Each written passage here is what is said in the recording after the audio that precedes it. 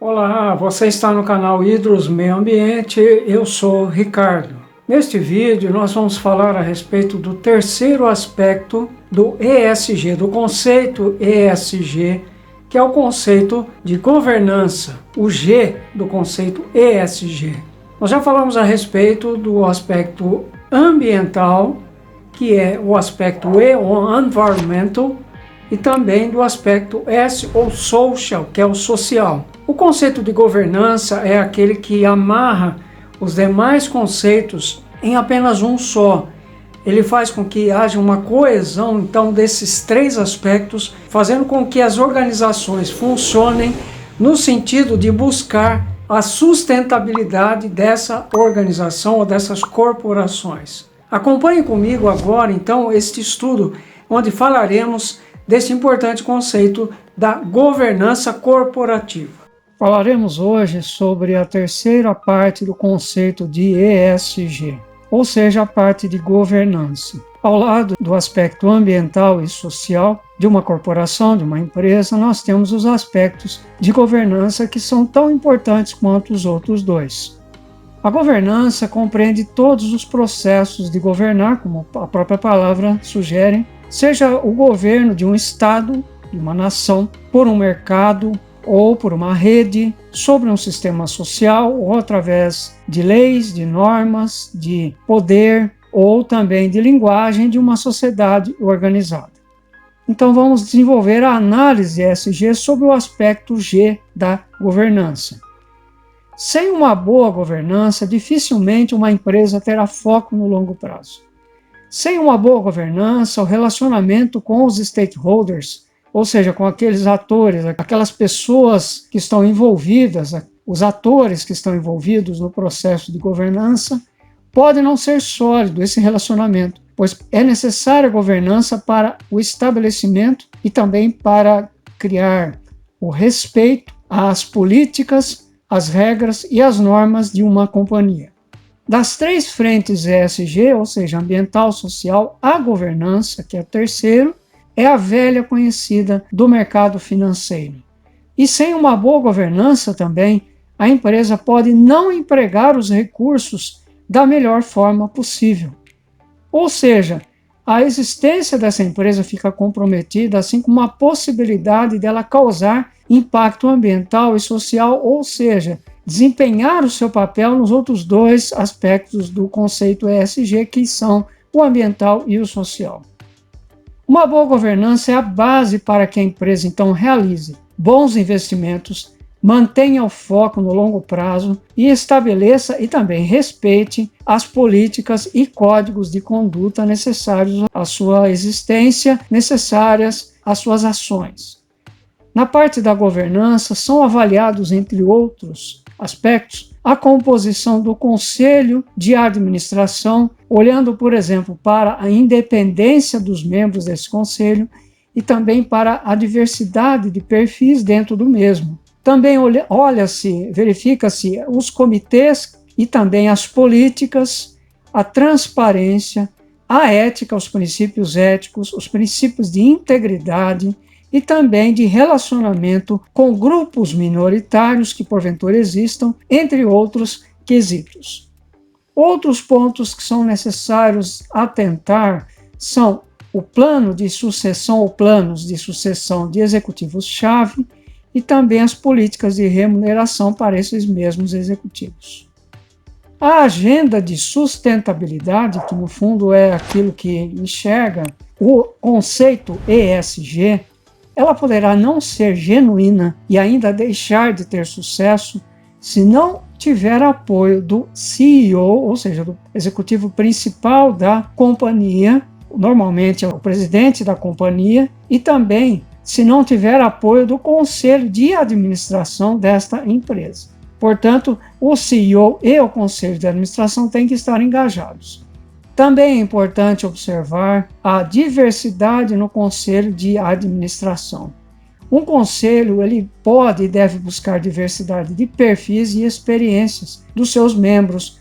Os perfis são as características pessoais de cada um desses membros do conselho. E as experiências são, logicamente, a trajetória profissional, a trajetória pessoal, que conferem a cada um desses membros uma especificidade, uma unicidade, uma característica única, trazendo então outros tipos de diversidade, por exemplo, de gênero, por exemplo, gênero masculino, feminino, e também de idade, tornando mais rica e mais ampla a discussão dentro de um grupo de pessoas com diferentes backgrounds, tanto backgrounds financeiro, como de marketing, como do RH, como da área de tecnologia, transformação organizacional e outros backgrounds.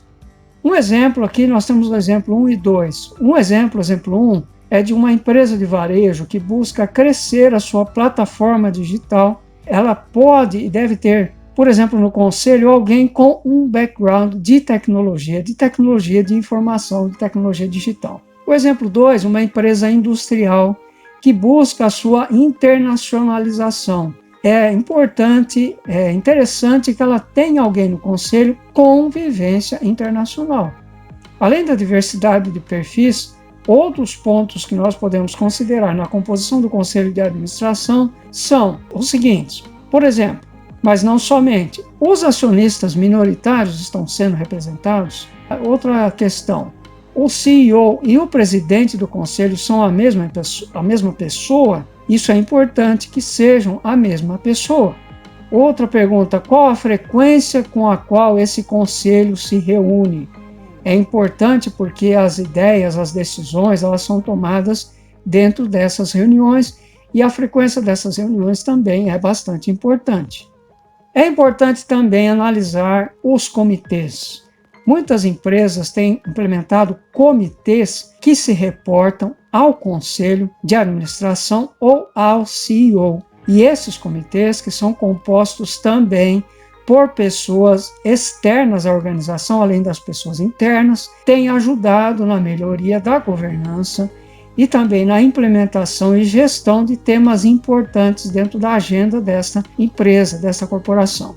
Podem ser vistos com maior frequência comitês de pessoas, comitês de remuneração, que discutem as questões de remuneração, as questões de risco e de auditoria. Eles, então, se reportando a esses vários comitês, mas não somente, se reportando ao Conselho de Administração e outros comitês, por exemplo, de divulgação, se reportando ao CEO.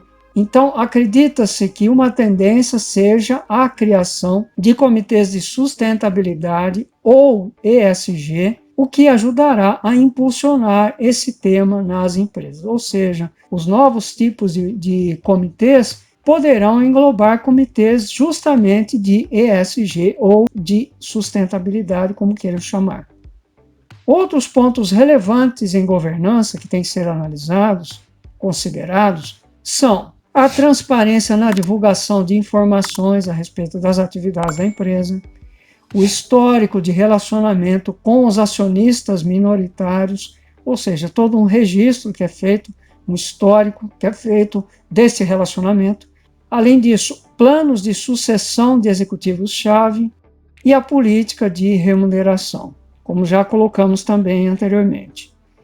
Ainda outros pontos relevantes são a questão ética, que merece atenção especial, envolvendo treinamento anticorrupção, envolvendo canais de denúncia e também códigos de conduta que estejam estabelecidos, formulados e bem claros para os colaboradores, também para a direção da empresa, considerando sempre o histórico dessa empresa neste tema ou nesses temas e também como a empresa lidou com problemas eventuais que tenham ocorrido ao longo do tempo.